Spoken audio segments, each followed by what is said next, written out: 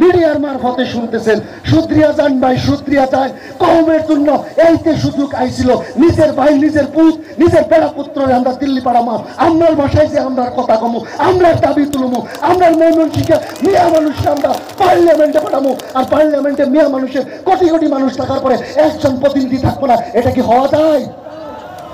আমরা ময়মনসিংহে মানুষকে আমরা পাড়ায় তুলবো নাহলে আমাকে ময়মনসিংহ মানুষের সমস্যার কথা কি করবো বদরুদ্দিন আজমল সাহেব আছে ইনশাল্লাহ কইব কিন্তু তার সাথে যদি আরেকজন মানুষ যদি শক্তিশালী ভাবে দেওয়া যায় বদরুদ্দিন আজমল সাহেবের হাত মজবুত হবে না অনেক নিন্দুক হিংসুক আছে তারা কয় যে বদরুদ্দিনের আমিনুলরে 2 জন আর করিমগঞ্জ যতীন 1 জন 3 জন এমপি জিতিয়ে কি হবো তারা কি সরকার করা পারবো এই কথা কয় না কাগপতি জবাব গোলাম উসমানী সাহেব বরপেটার এমপি আছিল 1 এমপি গোলাম উসমানী সাহেব এমপি আছিল আপনার 1 ভোটের জন্য অটল বিহারী বাজপেয়ীর সরকার ভাঙ্গা গেছিল না 1 এমপির দাম নাই 2 এমপির দাম নাই আছে না যার জন্য আমাদের কমের তুলে মানুষ জিতামু আমরা জাতির মানুষ জিতামু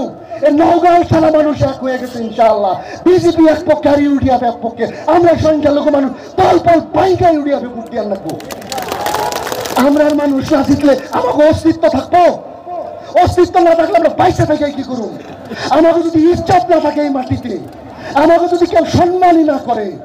আমাকে যদি নাগরিকের অধিকারই না দেয় তাহলে সেই অধিকারের চিৎকার কেনা করবো আমাকে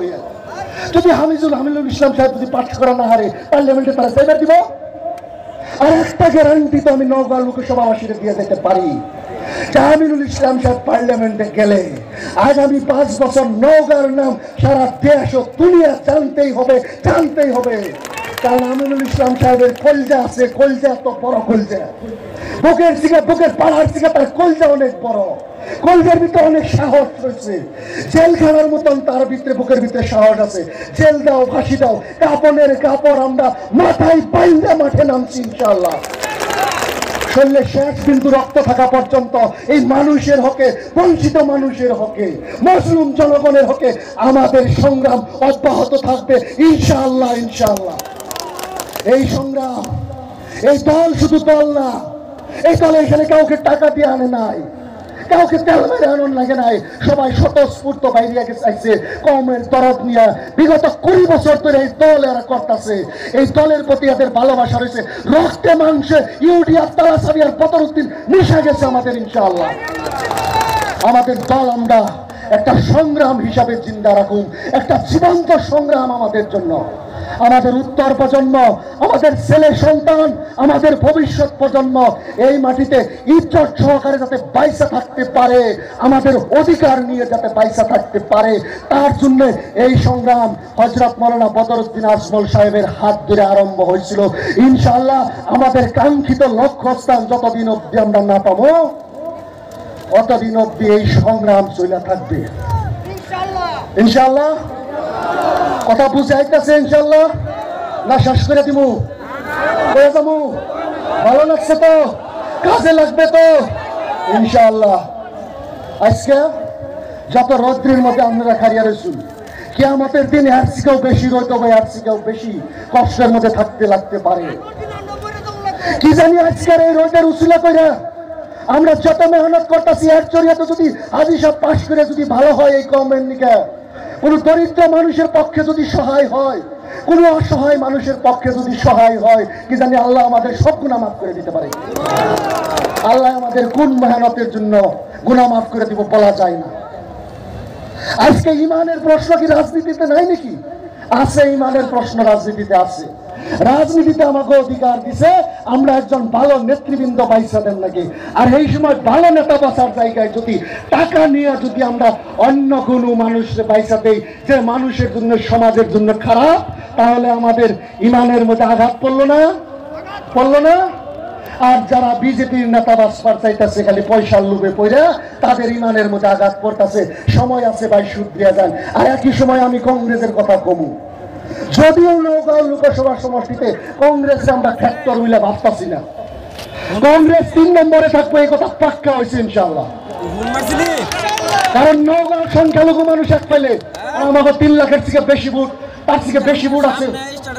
হুমান ওর পরেও 3 লাখের থেকে বেশি ভোট সংখ্যালঘু মানুষের ভোট আছে, তাহলে হাজী আমিনুল ইসলাম সাহেব একজন সংখ্যালঘু ক্যান্ডিডেট জিতবো না, এই কথা কোন দিন অঙ্কই আমরা জিততেছি। হাজী আমিনুল ইসলাম সাহেব আমিরের শরীয়ত মুফতি সাহেবের ছেলে সুসন্তান। হাজী আমিনুল ইসলাম সাহেব ওই বিধানসভার মজলিসে যতদিন রয়েছে, যত শ্রম এবং মেহনত মানুষের জন্য করছে, ডিভোটার আজকের দিনে নতুন করে লাগাইতেছে না, তার জন্য শতভাগ কৃতিত্বের দাবিদার হাজী আমিনুল ইসলাম এবং হযরত মাওলানা বদরউদ্দিন আজমল সাহেব। কারণ এই অ্যাসেম্বলির ভিতরে যতদিন থেকে প্রশ্ন তুলছে, যতদিন যত আলোচনা করছে, আর তারপর বিধানসভার স্পিকারের নেতৃত্বে সর্বদলীয় বৈঠকের পর এক সিদ্ধান্ত হয়েছিল যে আর নতুন করে ডিভোটার দেওয়া যাবে না। কিন্তু উপস্থিতিগণ, একটা কথা আমরা মনে রাখা উচিত, এই যে ডিভোটার কইতাছি, আসলে ডিভোটার কি আর কেরা বানাইলো? আবার ডিভোটার এজিবির দিনে বানাইছেন দৈরা নিলাম, ঠিক আছে, কংগ্রেসের দিনে বাড়াইছেন, এজিবির দিনে বানাইছেন, কংগ্রেসের দিনে বাড়াইছেন, তারা আমাকে সমস্যার সমাধান করে না। কংগ্রেস একটানা 15 বছর সরকারে আছে, আমাকে মনে আছে না?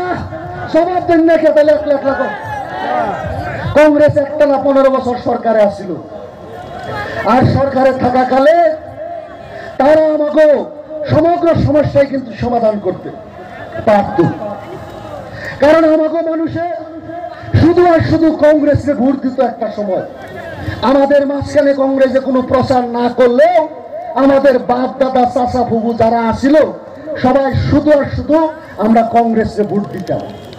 আমরা বস্তা বান্ধা কংগ্রেসে ভোট দিতাম। তার প্রতিদান স্বরূপ আমরা কি পাইছি? তার প্রতিদান স্বরূপ আমাকে নিকে কংগ্রেসের তরুণ সব ডিটেনশন ক্যাম্প বানাইছে, বুঝছেন তো? ডিটেনশন ক্যাম্প তারা বানাইছে আমাকে নিকে কি? আমাকে নিকে ডিভোটার বানাইছে। ডিভোটার যদি এজিপির কার্যকালে বানানো হয়েছে, তারপরে কংগ্রেসের সময় বৃদ্ধি করা হয়েছে। তথ্যই কয়, যদি কংগ্রেস ইচ্ছা করতো এক রাত্রের ভিতরে লক্ষ লক্ষ মানুষের ডিভোটার ছাড়িয়ে দিত, তারাও আমার মতন একজন ভোটাধিকার পাইতো, তারাও আমার মতন একজন নিশ্চিন্ত জীবন কাটাইতো। কিন্তু যাগো ডিভোটারের মধ্যে রাখছে,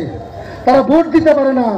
তারা রেশন কার্ডের সুবিধা ভোগ করতে পারে না। বিদেশির নামে তাদেরকে সবসময় চাপ দিয়ে রাখা হয় যে তোমরা বিদেশি। তারপরে কোর্টের মারফতে গেলে তাদেরকে ছাড়বে না, জিততে বলা যায় না।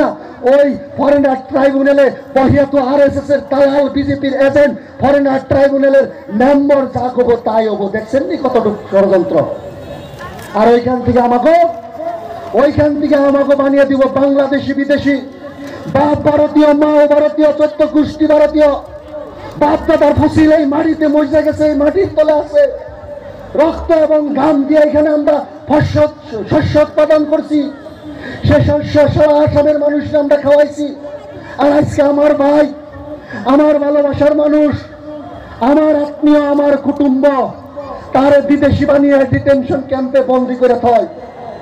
এর থেকে তো দুঃখের খবর ভাই কিছু হওয়া পারে না। এর থেকে দুঃখের বিষয় আর কি হইতে পারে ভাই? কল হেলিকপ্টার আইনে নামবো ইনশাল্লাহ।